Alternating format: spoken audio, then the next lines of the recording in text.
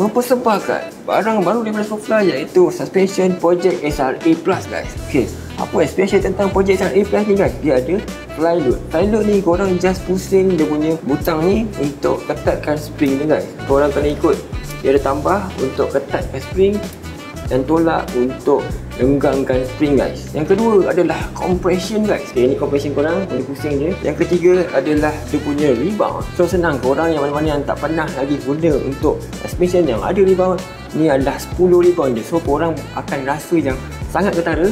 Biasa kalau korang tengok suspension yang lain, dia punya rebound lebih daripada 10, lebih daripada 20 dan ada lebih daripada 30 atau 40 guys. Okay, ini kita dah minimaliskan untuk orang-orang yang new user ataupun yang dah lama pakai. Kita pakai rebound hanya 10 klik guys. Yang special lagi satu, dia ada 5 flag. 5 flag ni korang boleh menambah ketinggian. Okay, ni adalah ride drag. Ride drag ni adalah untuk kira lowered lah, paling lowered. Dia ada 3 ketinggian guys. Okay, yang pertama ni adalah ride drag, tambah 10mm jadi ride low, tambah 20mm jadi ride ori. So mana-mana korang yang nak suspension original balik tinggi ketinggian dia, korang boleh tambah 20mm fly flag guys. Ini adalah warna yang pertama, iaitu warna silver chrome, dan yang kedua adalah warna prism black guys. So cara dua lah color dia.